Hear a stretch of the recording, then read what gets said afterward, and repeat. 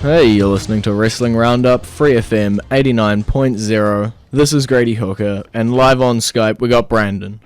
Hey. So Raw starts off with the Shield. They're not too happy at Evolution and kind of take their frustrations out. Yeah, I think the Shield, they better watch, because I think they're starting to bite off more than they can chew, and I think it's only a short time before Evolution gets the upper hand.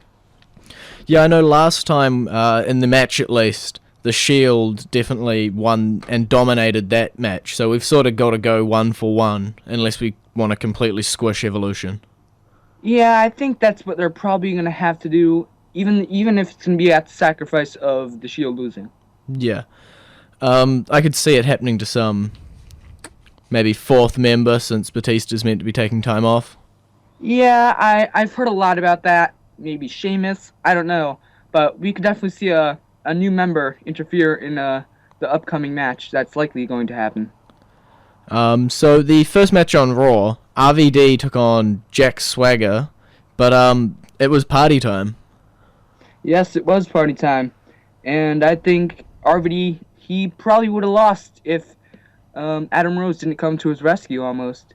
And I think this won't be the end between Zeb and Jack versus Adam Rose and his party.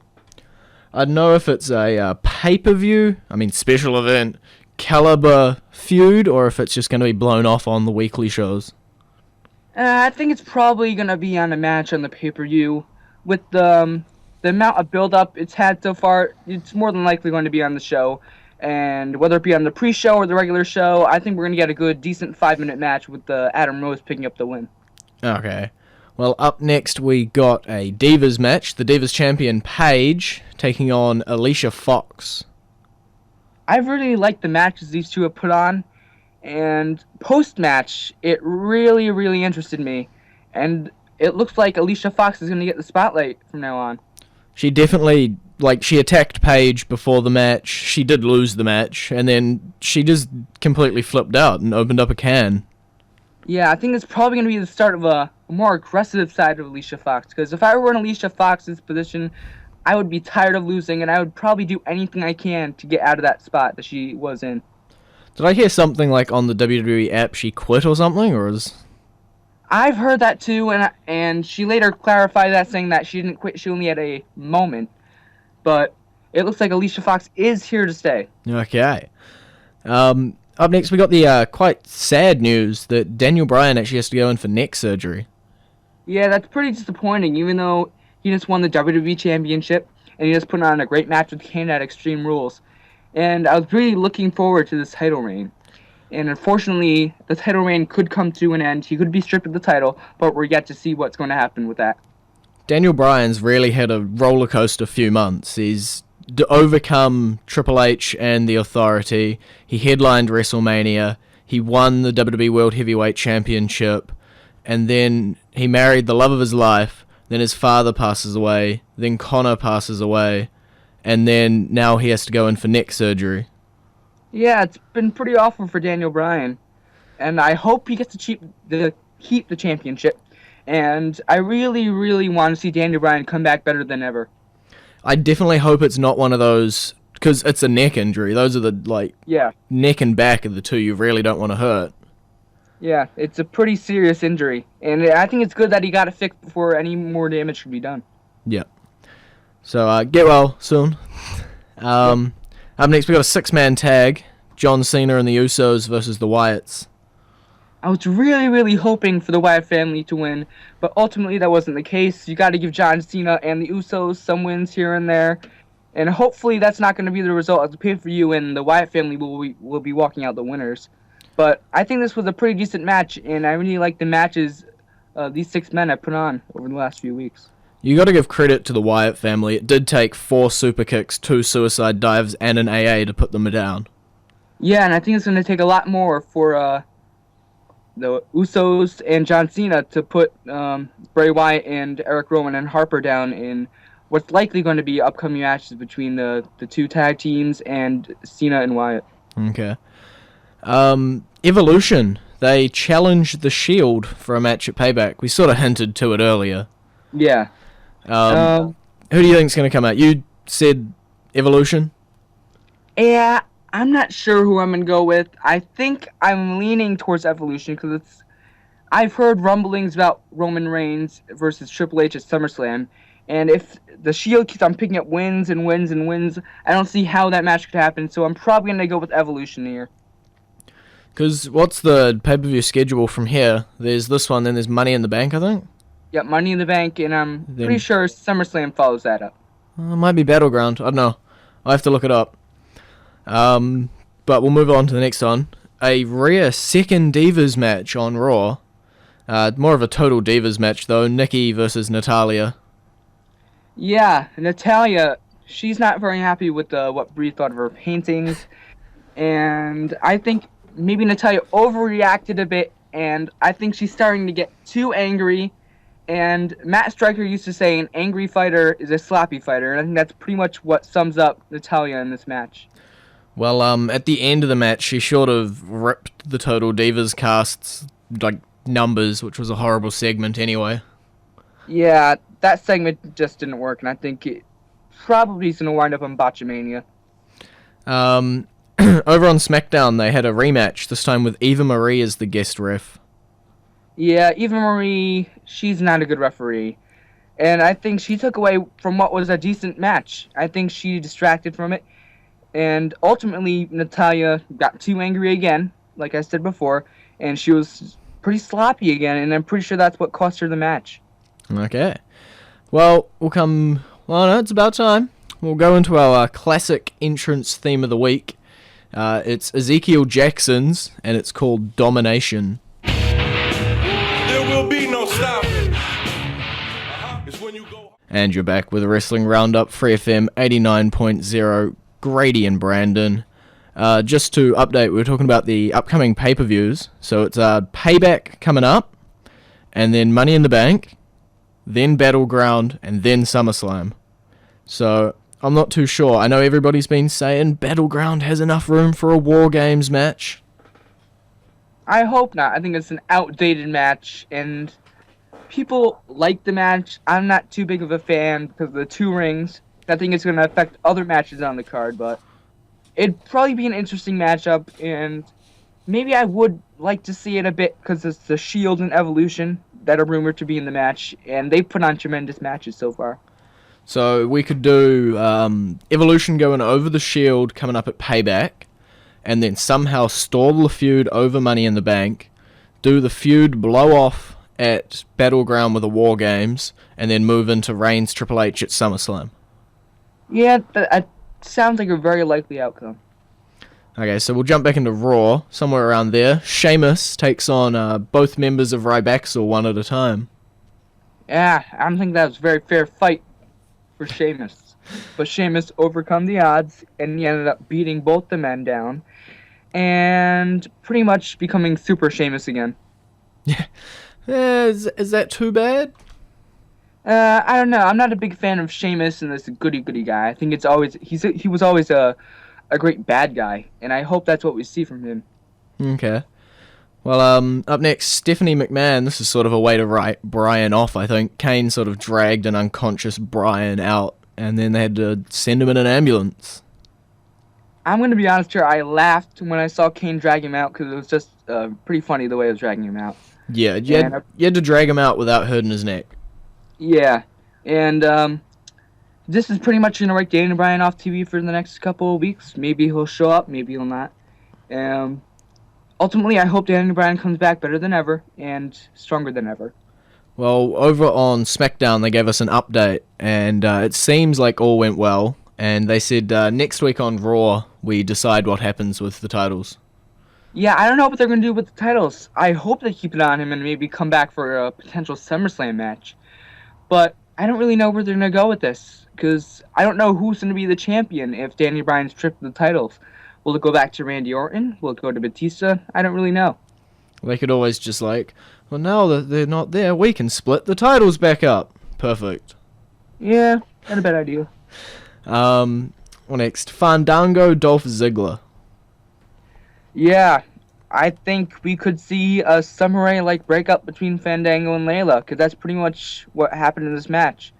Some are always cost Fandango matches. Layla cost Fandango this match. So we could see a split here, maybe the return of Summer Rae and Fandango, I don't know. But it's always nice to see Dolph Ziggler winning a match. I did hear that the Marine was finished filming. Yep, so we could see The Miz and Summer Rae coming back soon.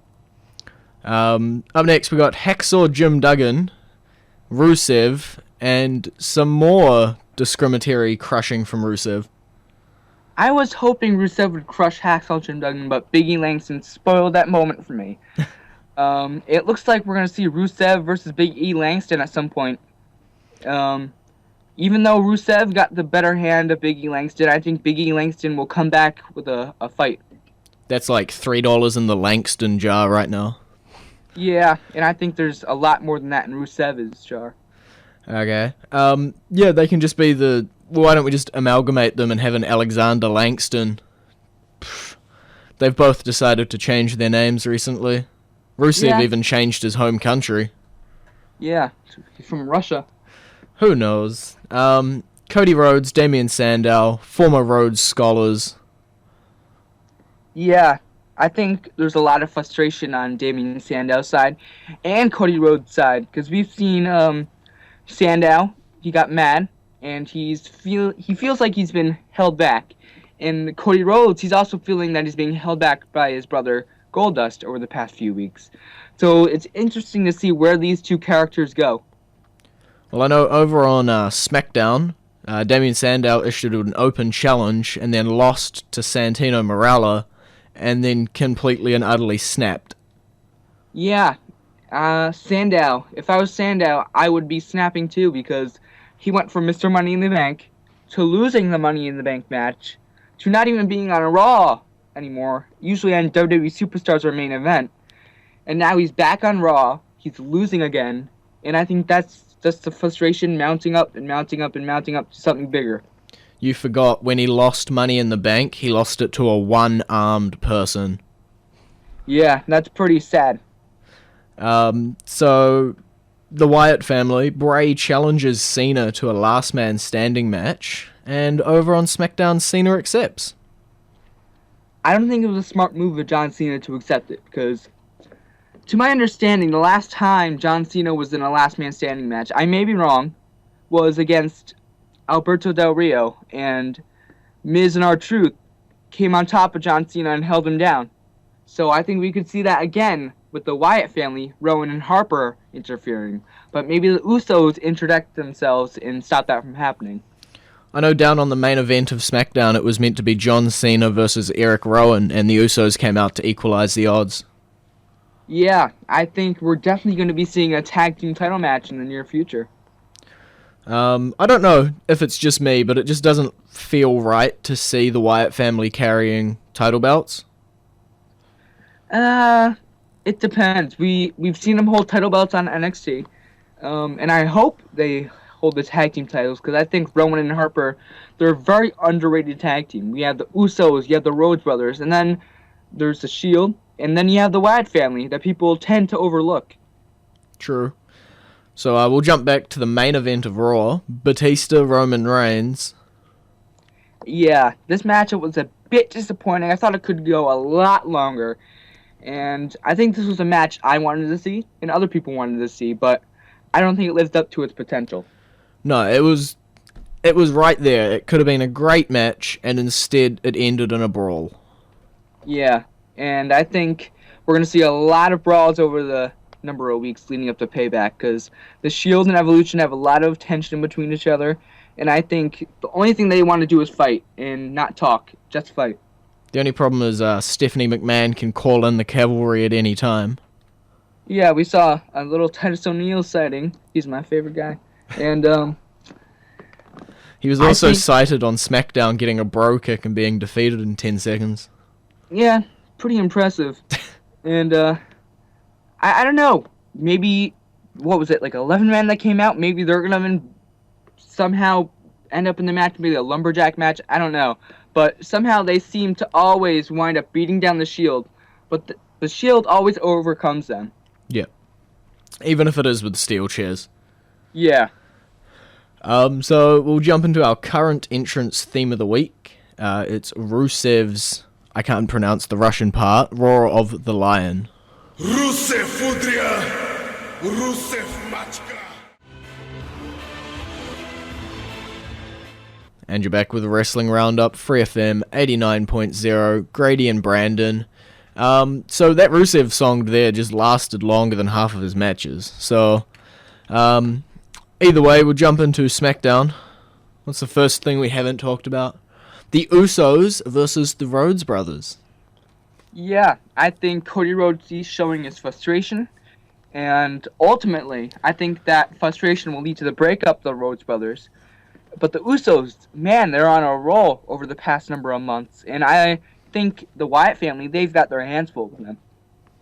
Yeah, I'm not sure with the Rhodes. Cody is pulling out the dirty tactics left and right, but to be honest, his brother Goldust is like the king of dirty tactics. Yeah, but I think Cody Rhodes, if the Rhodes brothers go their separate ways, I think Cody Rhodes will be the one to go to the dark side. And, I don't really know where they're going to go with this, because we've seen them tease breakups before, but ultimately patch their edges, so to say. I don't think that they're going to be able to patch this one, because I think Cody Rhodes, his frustration is building and building, and I don't think Goldust can cover it up anymore. Could we possibly do a double dark side? I don't think so. The fans love Goldust. I like Goldust, and ultimately, I think Goldust is a good guy character. I don't think he works that good as a bad guy. Okay. Well, up next on SmackDown, we got El Torito versus Heath Slater. Yeah, Heath Slater. Yeah, he has nothing on his side. No luck at all. El Torito, he's probably one of the better talents in the WWE.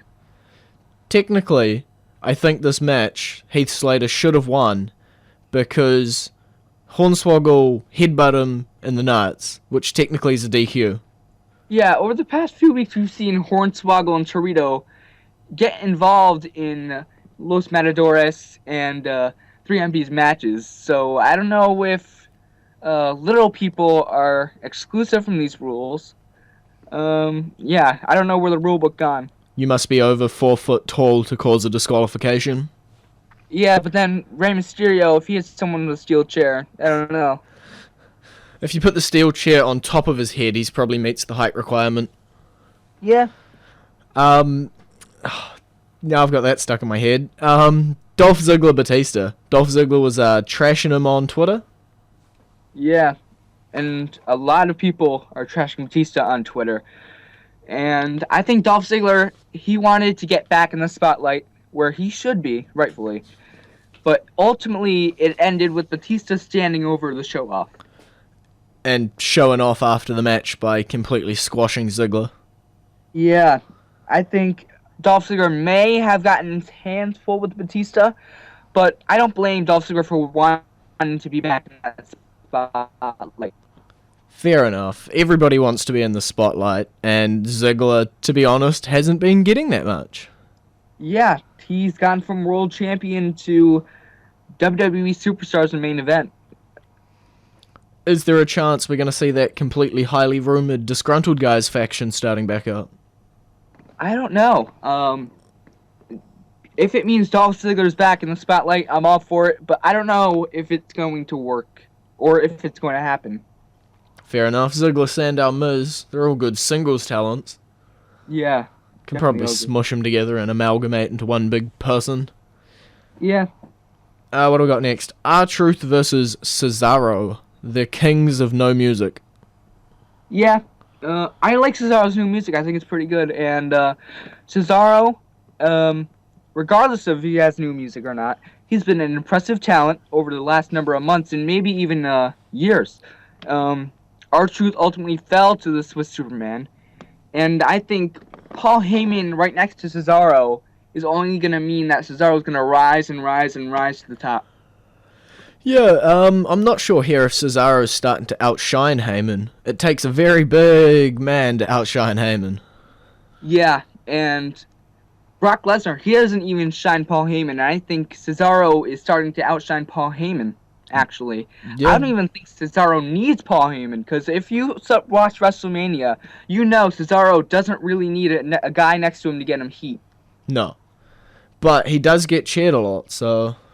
Yeah, but I don't think he's right as a bad guy right now, because he's getting cheers and cheers and cheers. Everyone wants to see that Cesaro swing where he goes round and round and round. I want to see it myself, and everybody wants to see more and more and more Cesaro, and I think that's what we're going to get. We could always go the Big E route, where he was a bad guy and then he got cheered too much, so he just turns on his oppressive leader. Yeah. And then we just see Cesaro swing Heyman, and then everybody cheers, and that's the biggest moment ever. Yeah. The day he swings Heyman is a day that everyone will remember. I think that day is coming up pretty soon. Okay. Well, we've sort of talked about the main event on SmackDown already, but we didn't talk about the match itself. Cena-Rowan. Yeah. Rowan's starting to get some singles matches against John Cena as of late. And I like the AA. I thought that was a nice AA John Cena performed. John Cena may have been able to defeat Eric Rowan. I do not think he's going to be able to beat Bray Wyatt again. No. I think there'll be no, interference or anything in their match at Payback. I think it'll be a nice, clean match where Wyatt comes out on top. Completely blow it all off. Yeah, I hope Bray Wyatt wins. I don't know if we're going to see it, but I hope Bray Wyatt wins. And we haven't seen anything from Little Jimmy lately. Or Johnny. Jimmy? Yeah. Johnny. Yeah, I think it may have been a one-time thing, but I don't know. Maybe Bray Wyatt pulls it out of the hat again for Payback. Nah. I'd get a little sick of seeing the same finish 2 times in a row. Yeah, but when we've seen John Cena win again and again, coming back with that AA a lot, too. Yeah, Cena has won the same way, but it's not like a gimmick finish. It's his normal finish. Yeah. It would be like John Cena taping someone else's legs around the pole to win a last man standing match. Yeah, I think John Cena's going to pull a lot out of his hat to try to defeat Bray Wyatt, but ultimately, I'm not sure if it will work. I hope it doesn't. I hope we see the... Well, then again, I predicted, the last pay-per-view very well because it was that predictable of a pay-per-view. And it was predictable, but it was still... There was good action. So yeah, very good matches. I don't know if I want that again. I think I'd rather complete unpredictability in the card than solid, predictable matches. Fair enough. I want to, not know who's going to win. But when it's a best of 3 and you got the young upcomer and the guy who's always on the top of the company, it makes no sense to put the guy who's on top over. Uh-huh. Then again, since it makes no sense, I guess WWE will do it. Mm-hmm. I think that's about it. What do we got?